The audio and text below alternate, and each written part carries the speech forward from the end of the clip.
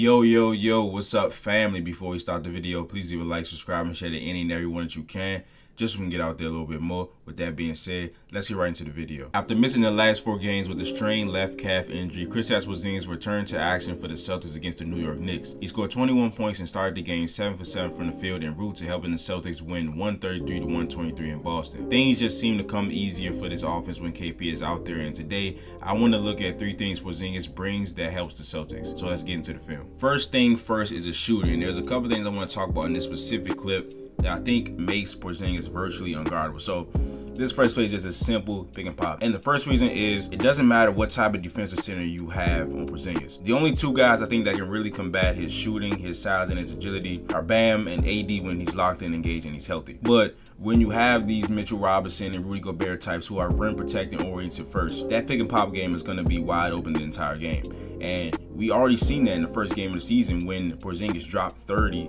on 5 threes against the Knicks in the Garden. And attributing to that, of course, is the gravity of Jason Tatum. When you have a 27-point per game scorer, another 23-point per game scorer whose PPG is down significantly this year, and you have 2 guys that can average 15, adding this piece of that mix makes this offense impeccable, right? The second thing is, as the game progresses, Mitchell Robinson will react to this pass faster, and he'll actually contest, right? He'll leave his feet to contest Porzingis. And now that's when he gets to use the skills that deemed him as a unicorn coming out of Latvia. He's agile enough to put the ball on the floor. He has ball handling skills, and he can use that drive to create for himself and others when Mitchell Robinson doesn't close out like whatever the hell he just did there. All right, here's clip number 2. I thought that was a good look. Should have been called a kickball, but the refs let it play, and Jalen gets in the, yeah, that's just dumb. Like, it's not really much I can say about Porzingis here, but again, that is what Mitchell Robinson is, and he's been good in that role for protecting the paint for that Knicks team. But in this situation, Jaylen Brown versus Randle on the block, when Brown has already picked up his dribble, it's not that big of a mismatch as if, you know, Brown was at the top of the key and Randle's on an island. Mitchell Robinson creeping down, leaving this type of shooter open is just dumb. But again, you need guys to make people pay for dumb mistakes. All right, so this next clip is a play I really like when the Celtics run. It's a part of their twirl/curl action. So in the corner will either be Tatum or Brown in most occasions, and they could be double stagger screens right here, or it can just be one screen. The purpose of it is for the guy in the corner to twirl/curl out to the mid-range area or to the 3. In the first quarter, we ran this play. Jaylen Brown got a 3, right? So keep that in mind as you look at how the Knicks play this. The reason I like this play so much is that it has so many other options to it, right? So as an offensive player, you can see how the defense is reading it. The Knicks are kind of just standing there and like they're expecting one thing to happen. And instead of still coming off, he sets a great screen on both Hart and Robinson, and Porzingis takes advantage of the lazy Knicks defense. Now, the second thing Porzingis brings is, of course, his post-up/inside game, right? So it's a simple pick and pop, and this is a mismatch. Like, Porzingis is the most effective post player in the NBA. Last year, he was either first or second behind Nikola Jokic. I don't really remember off the top of my head, but this is something he's worked at tirelessly. Like the previous years with the Mavericks and the Knicks, you know, he was labeled as a 7-3 shooting guard. He was a guy that just could not effectively take advantage of these mismatches. And he's still not a bruiser by any means, right? He's not a guy that's going to completely back you down and dunk on you, which he can on some occasions. But his bread and butter is using his size coupled with his shooting touch. It's just amazing how much touch he has on these shots. Look, he just backs down Barrett one time, and look how much of a weapon this is. This is not a contest. He's seeing rim. RJ Barrett is 6'6", standing straight up with his hands up. He does not see RJ Barrett at all. And it's kind of like the conversations around KD, right?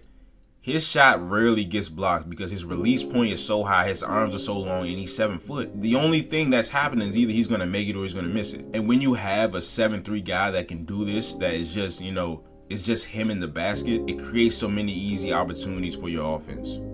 All right, here we are again with the pick and pop, and it's the same exact thing. If it ain't broke, don't fix it.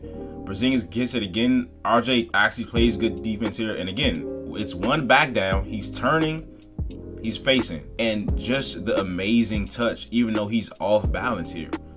He's still not really seeing RJ Barrett. He kind of sees this hand, but the ball is so high, he's not affecting Porzingis' shot at all. And truly, it's just the touch that amazes me the most. And for this final clip, it's something that I need to see the Celtics do more of. We've seen a lot of this in the preseason. It's in transition. Sometimes Porzingis just goes straight to the basket and he seals his defender. There is nothing you can do when he does this. Last season, Porzingis got fouled on 50% of his post-ups. And in the preseason, that shaped out because every time he did this, it was either he scored or he got fouled. This is just another way the Celtics can get easy points. And this is a perfect segue to my next point because look at how many white shirts are around Porzingis right now. All right, the third thing I want to talk about is Porzingis' gravity. And Derek White had 30 points in this game. By this point, he has about 16 to 20 points, right? And this is sort of a miscommunication on the Knicks' part, but Hartenstein looks like he's going to commit to guarding White, and he really doesn't. But as White is driving to the basket, look at who Hartenstein and Brunson both gravitate towards to.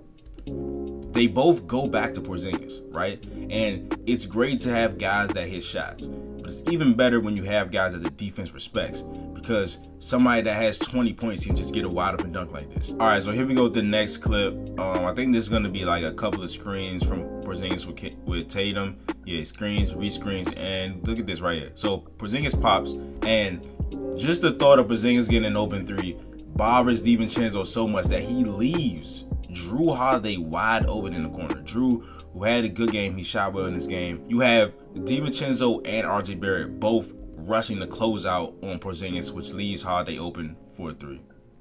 All right, this last clip was my favorite from this game. So look, this smaller Knicks lineup went on a pretty good run. It was like 15-5, but here they have Hart guarding Porzingis, which to us is a mismatch, but Hart is one of the stronger forwards in today's game, so I guess it's okay. Let's do a little bit of quick math, right? Everybody on the court right now has 2 eyes, right? There are 5 New York Knicks players. Tell me how many eyes are on Kristaps Porzingis right now. All 10. Gravity. Gravidad. The passing ability of this, right? Look, this play is so open. Like, he sees Sam from the beginning, right? He's looking right at him. And things are so open here that you see Al Horford pointing at Sam Hauser.